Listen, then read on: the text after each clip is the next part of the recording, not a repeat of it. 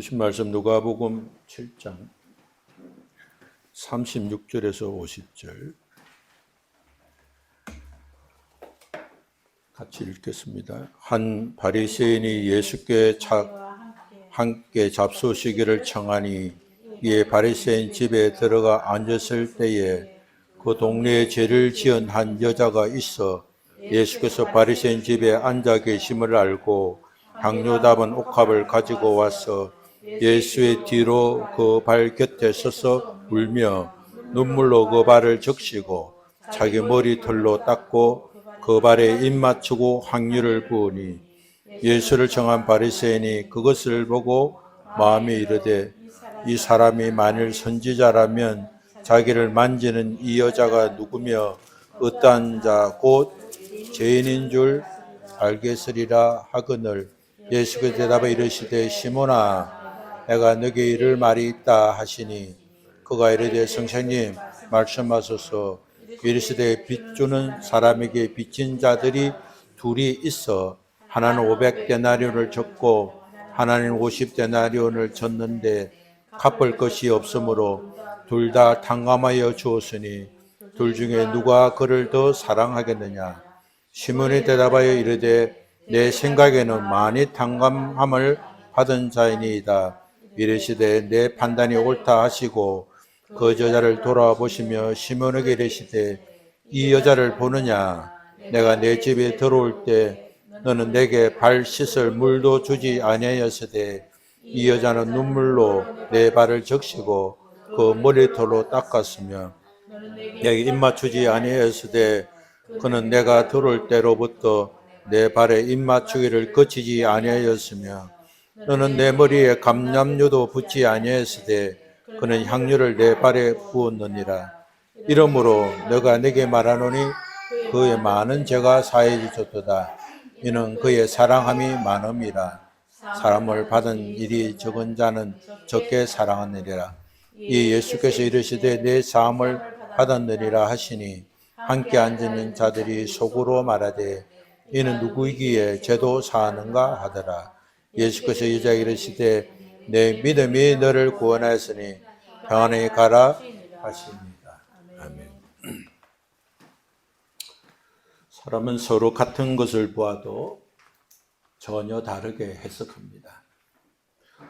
누군가는 장미를 보면 아름다움과 향기를 느끼고 감탄하지만 또 다른 이는 장미를 보면 아름다움을 보고 감탄하기보다 가시가 먼저 떠올라서 감탄하기보다는 다치지 않으려고 경계합니다. 누군가는 고난 속에서도 감사하는 마음을 찾지만 또 다른 일은 축복 속에서도 불만을 토로합니다. 사람이 다른 것은 사람의 시선은 단순한 눈의 기능만이 아니라 그 사람의 마음 상태, 가치관 이런 모든 것들이 반영되기 때문입니다. 사람들의 시선은 드러난 외모를 보고 판단합니다. 그러나 하나님은 시선은 사람의 시선과 근본적으로 다릅니다. 사무엘상 16장 7절 말씀을 보면 사람은 외모를 보거니와 여호와는 중심을 보시느니라 하셨습니다. 사람은 겉으로 드러난 외형, 환경, 학벌, 배경 이런 것들을 보고 판단하지만 하나님은 드러나지 않는 그 사람의 마음 중심을 보신다고 하셨습니다. 그래서 사람의 시선은 환경과 상에 따라 흔들리고 휘둘리지만 하나님의 시선은 완전하여 흔들림도 휘둘림도 없는 것입니다. 위대한 선지자 침례 요한도 감옥의 현실 속에서 그의 시선이 흔들렸습니다. 요한의 제자들이 예수님의 사역을 보고 믿음이 흔들렸고 그들은 흔들린 믿음으로 요한에게 그 사실을 보고했습니다. 요한은 제자들의 말을 듣고 흔들려 제자들을 예수님께 보냈습니다. 오실 이가 당신이오리까? 아니면 우리가 다른 이들 기다리오리까 하고 묻게 했습니다. 반면 예수님은 요한과 제자들의 질문을 듣고 흔들리지 않았습니다. 오히려 예수님은 그들의 마음 중심을 보셨기에 요한을 책망하지도 않으셨습니다. 예수님은 오히려 무리 앞에서 여자가 난 중에 침례 요한보다 큰 이가 없다고 말씀해 주셨습니다. 요한은 흔들리는 선지자가 아니라고 무리들에게 변호해 주셨습니다. 요한은 마음 중심이 예수 그리스도를 그리스도로 믿는 믿음이 있었지만, 그러나 시선이 흔들려 믿음도 잠시 흔들렸습니다. 그러나 예수님은 요한의 중심을 보시고 아셨기 때문에 요한이 흔들리는 마음을 책망하지 않으셨던 것입니다. 오늘 본문에 등장하는 바리새인 시몬은 예수님을 자기 집으로 초대했습니다. 시몬이 예수님을 초대한 것은 예수님을 존경해서 초대한 것이 아니라 예수님의 명성이 높아지고 있었기 때문에 예수님을 자기 집으로 모셔서 사람들에게 자신의 존재를 우울감을 가시하고 또한 가까운 거리에서 관찰하고 탐색하기 위해 초대했습니다. 그래서 시몬은 귀한 손님들을 초대하면 기본적으로 제공하는 발 씻는 물과 환영의 입맞춤과 향유도 제공하지 않았습니다. 바리새인들은 손님을 환영하는 기본적인 예의도 갖추지 않았고, 다만 자기 존재를 드러내기 위해서 예수님을 자기 집으로 모시고 식사를 대접하게 되었습니다. 반면 여인은 바리새인 시몬에게 정식 초대를 받지 않았지만 예수님이 그곳에 계신다는 사실을 알고 예수님을 만나기 위해서 시몬 집으로 찾아왔습니다. 여인은 사람들 사이에서 죄인으로 손가락질 받던 사람이었습니다. 바리새인 집에 모여 있는 사람들은 이 여자의 과거를 알고 있었습니다. 그래서 여인은 차가운 시선과 수군거림을 무릅쓰고 예수님께 나아왔을 것입니다. 여인은 바리새인의 집으로 쉽게 들어올 수 없는 부끄러운 과거가 있었습니다. 주저하고 싶었고 망설이고 싶었고 꼭 이 시간에 가야 하나 하는 생각이 있었을 것입니다. 그러나 여인은 담대하게 예수님께 나와 눈물로 예수님의 발을 적시고 자기 머리카락으로 그 발을 닦았으며 입을 맞추고 값비싼 향유를 부었습니다. 여인은 사람들의 시선보다 주님 발 앞에 엎드리는 것이 더 중요했습니다. 여인의 시선은 오직 예수님께만 향해 있었고 주님께 받은 은혜에 감사하는 갈망이 모든 시선을 극복할 수 있게 되었습니다. 바리새인은 예수님께서 향유를 붓고 눈물로 발을 적시는 여인을 받아들이는 예수님의 모습을 보면서 이 사람이 만일 선지자라면 자기를 만지는 이 여자가 누구며 어떠한 자 곧 죄인인 줄 알리라고 생각했습니다. 예수님이 선지자가 아닌 것은 아닌가 하고 의심하는 마음이 생겼습니다. 바리새인은 죄인으로 불리는 여인을 맞이하는 예수님을 이해하지 못했습니다. 바리새인은 외적인 거룩함과 경건을 중시하는 사람들입니다. 그래서 그의 시선은 율법과 사회적 기준에 머물러 있었기 때문에 죄인인 여인을 접촉하는 예수님의 행동이 이해되지 않았습니다. 바리새인은 여전히 여인의 과거를 보고 판단했고 예수님조차도 그 잣대로 바라보고 마음속에 그런 평가를 했습니다. 예수님은 시몬의 마음을 아시고 시몬에게 500데나리온 빚진 자와 50데나리온 빚진 자 둘 다 탕감하여 주면 누가 더 그를 사랑하겠느냐고 묻습니다. 500데나리온은 1년 반 정도의 임금에 해당되는 빚이고 또 500데나리온은 2달 정도의 임금으로 비교적 작은 돈입니다. 500데나리온이란 빚을 갚으려면 아무것도 쓰지 않고 1년 반을 모아야 갚을 수 있는 돈이고 550데나리온은 2달 정도 아무것도 하지 않고 모아야 갚을 수 있는 돈입니다. 시몬은 당연히 더 많이 탕감받은 사람이라고 대답했습니다. 예수님의 질문은 누가 더 많은 죄인인가를 비교하는 질문이 아닙니다.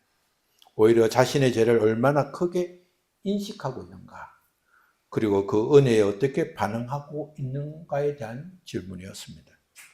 바리새인은 상대적으로 여인보다 가벼운 죄인처럼 보이지만 그 마음은 완고하고 감사하고 사랑하는 마음이 없었습니다. 반면 여인은 모든 사람 앞에서 자신의 죄인임을 알고 예수님 앞에 무릎을 꿇었고 받은 은혜에 감사하며 사랑을 고백하는 자임을 깨닫게 하시는 질문이었습니다. 본문에 기록된 여인은 죄를 지은 여인이라고 표현을 한 것을 보면 그는 과거의 죄인이었음을 알 수 있습니다. 여인은 과거에는 죄인으로 살았지만 지금은 그 삶에서 돌이켜 변화된 삶을 살고 있습니다. 여인은 그럼에도 불구하고 사람들은 여전히 그 여자를 죄인으로 부르고 있었지만 하나님 앞에서는 이미 회개의 길에 들어선 상태였음을 알 수가 있습니다. 만약 그녀가 여전히 죄를 짓는 삶을 살고 있었다면 예수님께 가까이 나올 용기도 없었을 것이고 향유를 붓는 희생적 사랑도 없을 것이며 예수님께서 그녀에게 사랑함이 많다라고 말씀하지도 않았을 것입니다. 여인은 분명 회개하며 하나님 앞에서 마음을 바꾸고 삶의 방향을 바꾸고 살았습니다. 여인은 과거의 삶에서 방향을 바꾸었기 때문에 자신에게 가장 귀한 것을 주님께 드릴 수 있었고 자신의 자존심, 평판, 두려움도 내려놓고 자신에게 가장 귀한 것을 가지고 예수님 앞에 나올 수 있었던 것입니다. 여인이 예수님 발 앞에 눈물과 향유를 드린 헌신은 회개가 아니라 이미 용서받은 회개의 열매라고 볼 수 있습니다. 여인은 자신의 회개를 받아주신 은혜에 감사한 마음을 주님 앞에 표현한 회개의 열매인 것입니다. 그는 죄를 용서받기 위해서 예수님께 나온 것이 아니라 이미 예수님께서 회개할 때 용서해 주셨던 사실을 믿고 용서받은 은혜에 감격하여 그 사랑을 드러내기 위해서 예수님께 나온 것입니다. 예수님께서 여인의 행동보다 그 마음속에 있는 믿음의 회개 그리고 변화된 마음을 보셨습니다. 그래서 여인에게 죄가 용서받았다는 사실을 확정시켜 주시고 그 은혜를 깊이 아는 여인의 마음속에 감사와 사랑이 가득함을 인정하고 확정해 주셨습니다. 바리새인 집에 있는 사람들은 여인의 가그만을 기억했습니다. 그녀가 어떤 삶을 살았는지, 어떤 죄를 지었는지, 어떤 평판을 가지고 있는지를 알고 있었기 때문에 그녀를 향한 시선은 차갑고 매서웠습니다. 저 여자가 죄인이라는 걸 예수님이 모르시나 속으로 그렇게 생각하고 수군거렸습니다. 그녀가 지금 어떤 마음으로 예수님께 나왔는지는 그들에게 중요하지 않았습니다. 과거의 행동만으로 그녀를 단정하고 판단했습니다. 그러나 예수님의 시선은 달랐습니다. 예수님은 여인의 과거의 그림자보다 지금 예수님 앞에 엎드린 마음의 중심을 보셨습니다. 그녀가 흘리는 눈물, 향유를 아낌없이 붓는 행동, 그런 겉모습이 아니라 그 중심에 있는 그 여인의 믿음을 보셨습니다. 예수님은 그녀가 보여준 감사의 눈물과 사랑의 헌신을 귀하게 여기시면서 내 믿음이 너를 구원하였으니 평안히 가라고 말씀하셨습니다. 예수님의 말씀은 단순한 위로가 아니었습니다. 그녀의 죄가 사하여졌다는 선언이었고 그녀가 믿는 믿음대로 그 믿음이 확정되었다는 사실을 말씀해 주시는 축복의 말씀이었습니다. 예수님은 사람들과 전혀 다른 시선으로 그녀를 바라보았습니다. 사람들이 돌을 던지려고 준비하고 있을 때 예수님은 손을 내밀 준비를 하고 계셨습니다. 사람들은 정죄할 기회를 찾고 있었지만 예수님은 회복의 기회를 주실 기회를 찾고 계셨습니다. 그런 예수님의 모습은 오늘 우리의 삶에도 동일하게 말씀하십니다. 우리는 스스로 시몬처럼 괜찮은 사람이라고 생각할 수 있습니다. 우리는 나름대로 예배를 드리고 말씀도 듣고 기도를 합니다. 하지만 우리 마음속 깊은 곳에는 다른 사람을 온건히 판단하고 정죄하고 또한 그들에게 하나님의 은혜가 공급되지 않을 거라는 시선을 가지고 있습니다. 나보다 믿음이 부족해 보이는 사람, 나보다 실수가 많은 사람, 나보다 삶이 망가진 사람을 보면 나는 저 사람보다 낫다는 마음을 갖게 됩니다. 회개가 필요한 사람은 저런 사람이라고 생각하며 스스로는 괜찮다고 착각할 수 있습니다. 하지만 하나님은 외모를 보시지 않으시고 중심을 보시는 분이십니다. 우리가 사람 앞에서 얼마나 경건해 보이는지는 중요하지 않습니다. 진짜 중요한 것은 하나님의 시선 앞에서 내 마음이 어떠한가 하는 것입니다. 나는 진정으로 예배 자리에 나와 있는가? 아니면 사람들의 시선을 의식하며 체면을 더 중시하고 있는 것은 아닌가? 다른 사람의 연약함에는 민감하게 반응하면서 정작 내 안에 있는 교만과 이기심은 왜 그래 동감하고 있는가를 주님은 보시고 계십니다. 우리는 이미 회개의 중요성을 이미 알고 있고 계속해서 회개의 중요성을 듣고 있습니다. 회개는 단순히 죄책감이 벗어나기 위한 수단이 아닙니다. 회개는 하나님의 자녀에게 주어진 축복이고 하나님의 사랑을 입은 자만이 할 수 있는 하나님의 자녀의 특권입니다. 회개는 삶이 무너진 사람, 실패하고 망한 사람, 의지가 약한 사람의 기도가 아닙니다. 회개는 은혜의 자리로 전진하는 믿음의 기도이고 축복의 통로를 여는 것이고 하나님의 은총을 누리는 통로가 되는 것입니다. 우리에게 필요한 것은 자신의 삶을 돌아보며 진지한 자기 질문이 필요합니다. 나는 지금 누구를 정죄하고 있는가? 나는 하나님의 시선을 두려워하고 있는가? 나는 사람들의 평가를 더 의식하며 살아가고 있는 것은 아닌가? 우리는 이러한 진지한 질문을 우리 자신에게 해야 할 것입니다. 우리의 시선은 우리의 마음을 보여주는 창입니다. 어떤 시선으로 사람을 보고 어떤 시선으로 세상을 보는가가 결국 우리의 삶을 결정합니다. 시선을 바꾸면 생각이 달라지고 삶이 달라집니다. 예수님의 시선은 언제나 회복을 향한 시선입니다. 정죄하지 않고 품어주시며 다시 시작할 수 있는 기회를 주시는 시선입니다. 그 시선을 만난 사람은 회개하게 되고 그 회개는 인생을 새롭게 만들고 감사와 사랑이 풍성하게 되는 것입니다. 우리는 예수님의 시선을 따라가야 합니다. 예수님의 시선은 죄를 들춰내고 정죄하는 시선이 아닙니다. 넘어지는 사람을 외면하거나 손가락질하는 시선도 아닙니다. 예수님의 시선은 사랑의 시선입니다.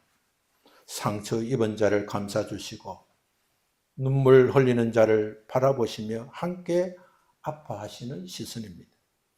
그래서 우리는 예수님의 시선을 본받아야 합니다. 우리의 시선이 누군가를 무너뜨리는 날카로운 비판의 눈빛이 아니라 다시 이렇게 세우는 따뜻한 격려의 눈빛이 되어야 합니다. 말 한마디, 표정 하나, 행동 하나를 통해 누군가의 마음을 살릴 수 있어야 하는 것입니다. 그러나 그러한 시선을 갖기 위해서는 먼저 우리가 예수님의 시선을 깊이 경험해야 됩니다. 그것은 예배 자리에 나오는 것만으로 충만하지 않습니다. 형식적인 참여나 습관적인 종교 생활로는 진정한 변화가 일어나지 않습니다. 무엇보다 중요한 것은 우리가 예배의 중심에 계신 하나님 앞에 진심으로 마주하는 것입니다. 하나님 말씀 앞에 우리의 마음을 열고 우리의 삶의 제약과 상처를 가리고 있던 가면을 벗어버리고 있는 모습 그대로 하나님 앞에 직면해야 하는 것입니다. 예수님은 여인에게 말씀하셨습니다. 너 믿음이 너를 구원하였으니 평안히 가라. 오늘도 주님은 우리에게 이러한 말을 하시기를 원하십니다. 너희 눈물을 보았다. 너희 해결을 안다. 너 마음의 생각을 내가 받았다. 그는 이제는 평안히 가라는 말씀을 해 주시기를 원하십니다. 우리가 예수님의 시선으로 살기를 원한다면 몇 가지 해야 할 일이 있습니다. 먼저 자신의 먼저 돌아보는 정직함을 가져야 합니다. 자신을 먼저 돌아보는 정직함을 갖지 않으면 우리의 시선을 바꿀 수가 없습니다. 다른 사람을 보기 전에 먼저 내 마음을 들여다 봐야 합니다. 내 안에 있는 교만은 없는지, 습관처럼 예배에 참석하고 있는지, 참석하는 것은 아닌지, 마음은 하나님과 멀어져 있는 것은 아닌지를 겸손히 돌아봐야 합니다. 둘째로 하나님의 은혜 안에 머무는 시간을 늘려야 합니다. 말씀을 묵상하고 기도하고 예배에 진심으로 참여하는 시간을 통해 하나님의 시선이 어떤 시선인지를 배우고 알아야 합니다. 은혜를 경험한 사람만이 은혜의 눈으로 다른 사람을 바라볼 수 있기 때문입니다. 셋째는 회개를 부끄러워하지 말고 일상의 습관으로 삼아야 합니다.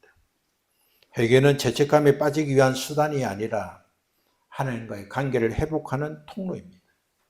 매일의 삶 속에서 작은 죄, 미세한 고만, 사랑의 부족함을 정직하게 고백하고 하나님께 돌이키는 삶을 살아야 합니다. 네 번째는 사람을 정죄하기보다 이해하고 품으려는 마음을 가져야 합니다. 우리가 만나는 사람 중에는 과거의 상처와 실수 속에 살아가는 이들이 많습니다.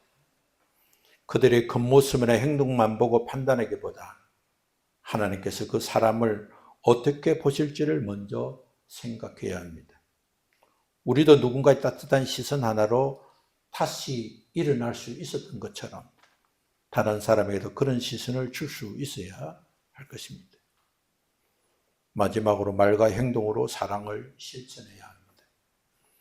예수님의 시선은 말로만이 아닌 행동으로 나타났습니다. 우리도 누군가의 삶에 구체적인 도움이 되는 행동, 격려의 말, 기도의 손길을 전해야 합니다. 사랑은 마음속에만 있어서는 안 됩니다. 여인이 구원받고 사랑받은 그 사랑을 예수님 앞에 다 드러낸 것처럼 우리 일상 속에서도 드러내는 사랑이 진짜 사랑인 것입니다. 사람의 시선보다 하나님의 시선을 의식하며 겉모습보다 우리 속 사람의 날마다 강건해져야 합니다. 예수님의 용서와 회복 그리고 은혜를 깊이 경험함으로써 주님을 더욱 사랑하는 우리가 되기를 소망합니다. 그러한 은혜를 강구하는 우리 모두가 되시기를 예수 그리스도 이름으로 축원합니다. 우리 함께 일어나서 찬송하겠습니다.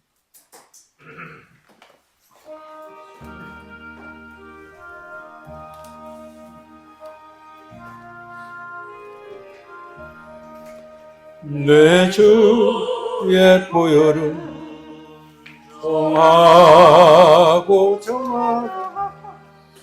내 죄를 정케 하신 주 날 오라 하시나 내가 죽게로 지금 가오니 십자가의 보혈로 날 씻어주소서. 약하고 추해도 주께로 나가며 힘주시고 내 추함을 보시서 주시네. 내가 주께로 지금 가오니 십자가의 보혈로 날 씻어 주소서. 날 오라 하심은 온전한 믿음과 사랑과 평안을 다 주려 합니다. 내가 주께로 지금 가오니 십자가의 보혈로 날 씻어 주소서. 큰 죄인 복받아 살 길을 얻었네. 한없이 늙고 그 눈에 베풀어 주소서. 내가 주께로 지금 가오니 십자가의 보혈로 날 씻어 주소서. 그 피가 만속에 은정거 됩니다. 내 기도 소리 들으사 나오락하소서. 내가 주께로 지금 왔으니 십자가의 보혈로 날 씻어 주소서.